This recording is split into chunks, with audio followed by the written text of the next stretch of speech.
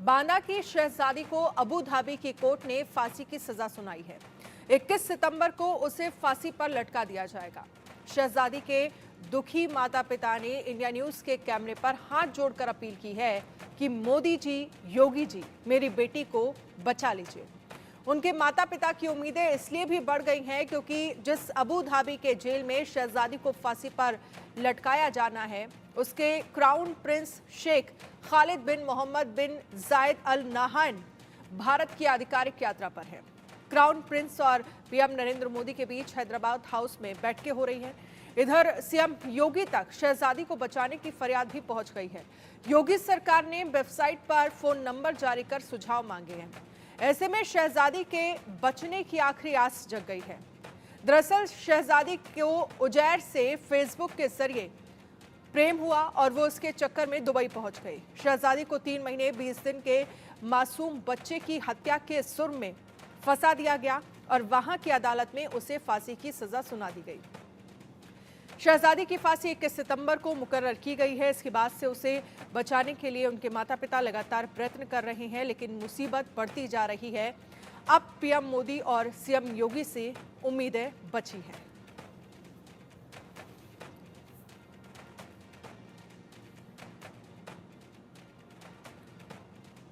इधर समाजवादी पार्टी के कार्यकर्ताओं ने बांदा में जिलाधिकारी कार्यालय पहुंचकर डीएम के माध्यम से राष्ट्रपति को ज्ञापन सौंपा और शहजादी के लिए रिहाई की मांग उठाई है। तो बाकायदा अब इस पूरे मामले को लेकर समाजवादी पार्टी की तस्वीर भी आपको दिखा रहे हैं, जहां पर डीएम के माध्यम से राष्ट्रपति को ज्ञापन जो है वो सौंपा गया है। लेकिन उम्मीदें जो हैं वो अब उत्तर प्रदेश के सीएम योगी आदित्यनाथ और प्रधानमंत्री नरेंद्र मोदी पर टिकी हुई है। तो सपा कार्यकर्ताओं ने शहजादी की रिहाई की मांग उठाई है और इसलिए डीएम को, बांदा के डीएम को ज्ञापन सौंपा है।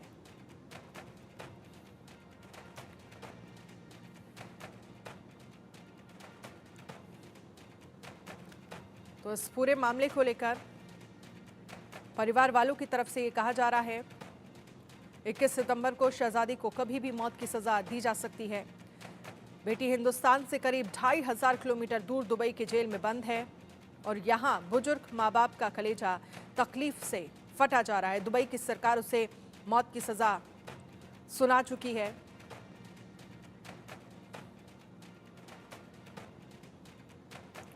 तो शहजादी दुबई ने से अपनी जिंदगी की उम्मीद लिए अपने बुजुर्ग मां बाप को फोन कर रही है और खुद को बचा लेने की फरियाद कर रही है।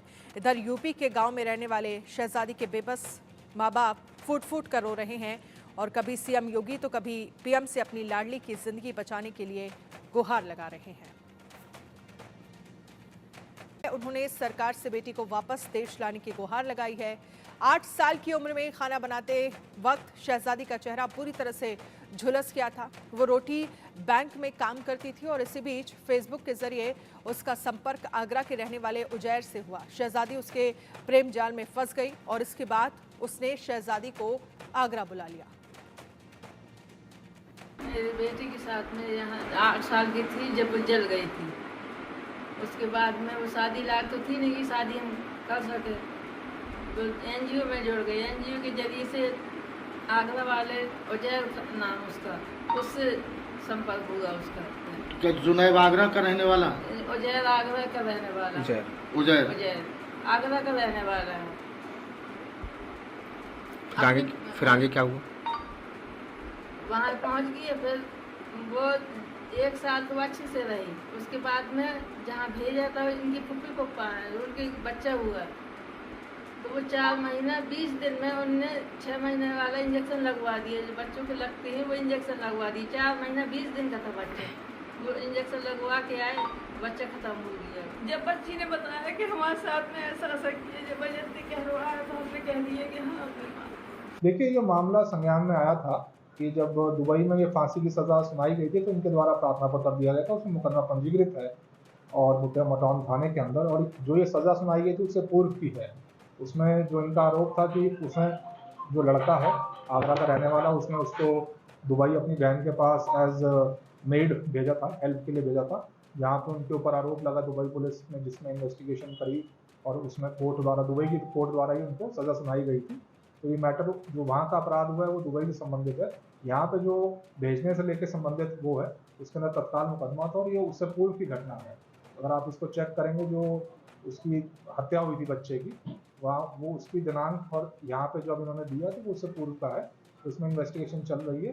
अगर इस तरह दिया पता लगता है कि उन्होंने ला के उसको दुबई भेजा है तो उसकी निश्चित कार्रवाई इन्वेस्टिगेशन के उपरांत की जाएगी।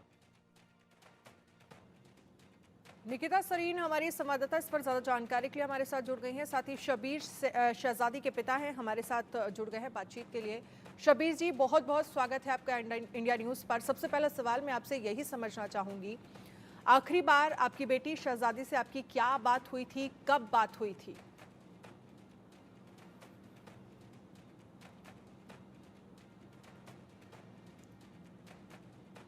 शबीर जी, आपकी आवाज नहीं आ रही है, आप अनम्यूट करिए, अपना फोन अनम्यूट करिए।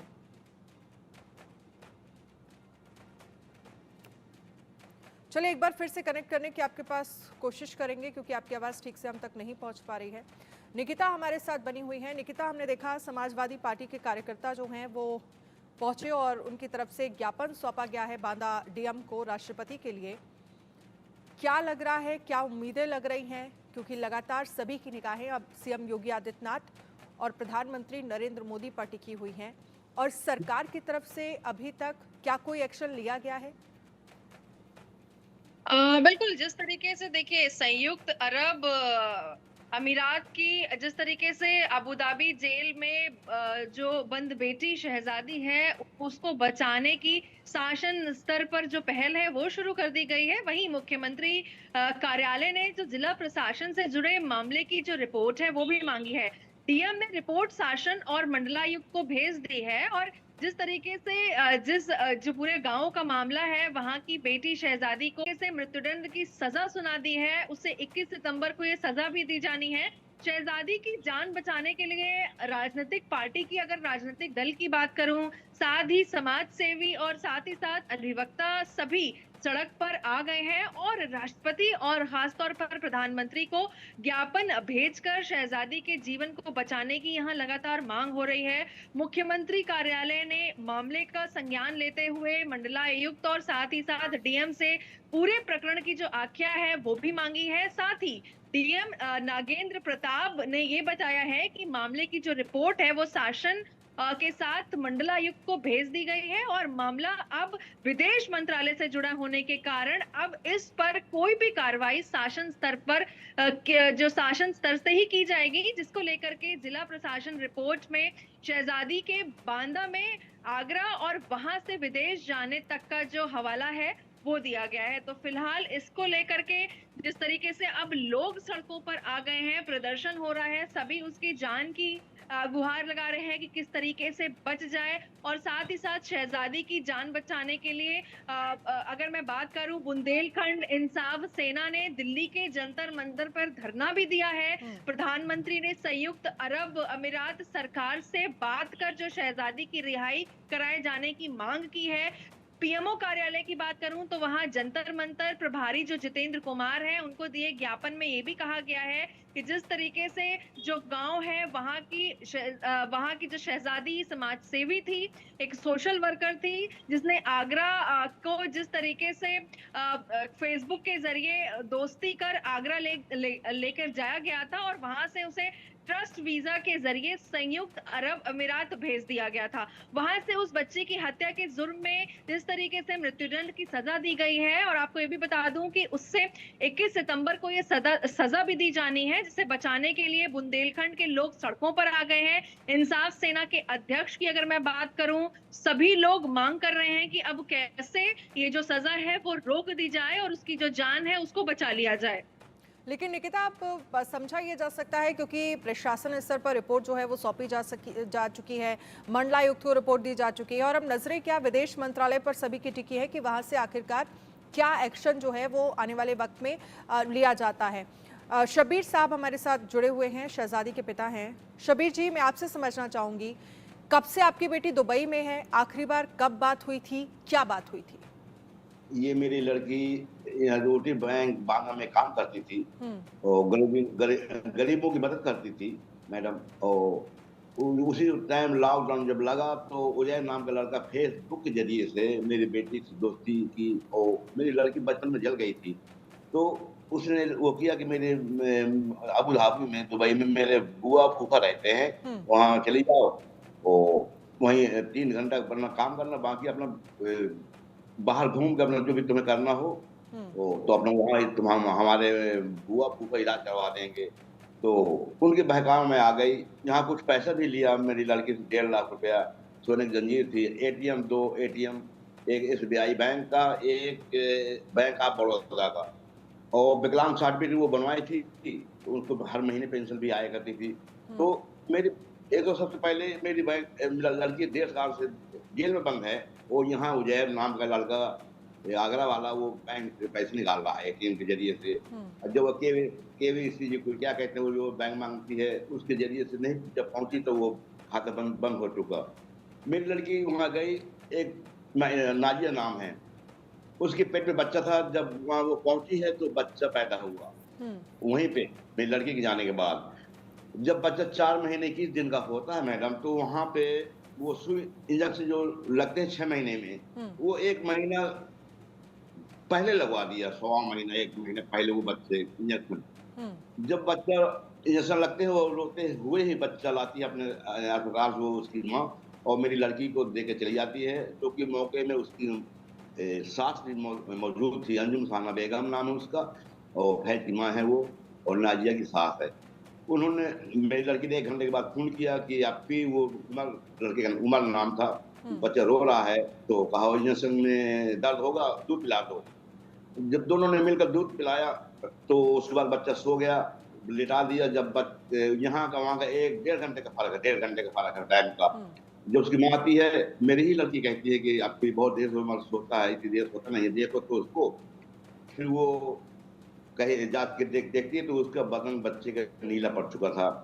अस्पताल लेके जाती है, वहाँ 36 घंटा पुलिस के कस्टडी में रहती है। वो औरत जिसका बच्चा वो वहाँ असर रखती है, असरदार औरत है, बगैर पोस्टमार्टम के उसने मिट्टी दिलाई। और 58 दिन के बाद, अभी फिलहाल कुछ नहीं हुआ, सब ठीक चल रहा था। 58 दिन के बाद पता नहीं इनके ऊपर क्या ऐसी आफत आने वाली थी मैडम कि मेरी लड़की को मार कूट के वीडियो बनवाई घर में, ये कहो कि मैंने मारा है। और एक मेराज नाम का लड़का भी एनजीओ में काम करता था और सयाजी को जानता था, वो भी वहीं एक पास में रेस्टोरेंट में काम करता था, तो वो कभी कभी खाना भेज दिया करता था। ये कहो कि मैंने मेराज के कहने से मारा, उसने अपनी इज्जत जान बचाने के लिए वो कह दिया जो भी उन्होंने कहवाया मोबाइल वीडियो में। दूसरा बार जब खाने में देती है तो वहाँ खाने में एक इंग्लिश के पेपर में, एक अरबी के पेपर में लिखा होता है कि मैंने मारा है। और वो हमारी लड़की तो ज्यादा पढ़ी नहीं थी, 6 तक पढ़ी थी, वो बचपन में जल गई थी, फिर वो पढ़ाई नहीं कर पाई। उससे दस्तखत करवाते हैं और पुलिस के हवाले कर देते हैं। अब मुकदमा जब चलता है तो एक फैज का भाई नबील नाम है, वो बच्चा के मरने के बाद वहां जाता है अबू धाबी, और मुकदमे के दरमियान वहाँ की अदालत कसम हलफ मानती है कि क्या आप लोग कसम खा सकते हैं 25 बार 2 लोग। तो उसकी बीवी को अपनी न लेके अब वो भाई को ले गया जो वहाँ मौके में था ही नहीं, और बच्चे के मरने के बाद वहाँ जा रहा है आगरा से अबू धाबी। वो दोनों लोग मिलके कसम खा रहे हैं मैडम। इस बिना पर मेरी लड़की को सजा हुई, और सजा पहले कोर्ट ने दी, फिर दूसरे कोर्ट ने दी, और सजा उसको यही वही बहाल कर दी गई। मेरे पीएम से गुहार है और जी इंडिया न्यूज से मेरी ये गुजारिश है कि मेरी बात, इन्होंने बहुत मेहनत की और मेरी बात प्रधानमंत्री जी तक पहुंचाएं। और मेरी बेटी को मतलब ये है कि मेरी बेटी को ना छुड़वाएं, मैं नहीं कहता छुड़वा दें, फांसी रुका दें मेरी लड़की को, उसको पोस्टमार्टम करवाएं उस लड़के का, और वो ये जांच करवाएं कि भाई वो था नहीं, झूठी कसम क्यों खाई, वहाँ अदालत को गुमराह किया। और वहाँ के कानून के मुताबिक मैंने सुना है कि वहाँ चाहे बूढ़ा हो या जवान हो, चाहे बच्चा हो, पोस्टमार्टम जरूरी है वहाँ। इस औरत ने कानून को एक तरफ रख कर अपने असर दिखा के पोस्टमार्टम नहीं न करा के मिट्टी जला दी। तो ये जांच के विषय है मैडम। मैं प्रधानमंत्री से गुहार लगाता हूँ, आपके जरिए से, आपकी न्यूज ने बहुत साथ दिया, सब मीडिया वालों ने साथ दिया, सबको धन्यवाद करता हूँ। मैं नहीं कर सकता हूँ, सबको दुआ ही दे सकता हूँ मैडम। और बड़े शब्बीर सुना साहब, वहाँ के हम आपके दुख को समझ सकते हैं। आपके लिए बहुत, आपके परिवार के लिए तकलीफ की एक घड़ी है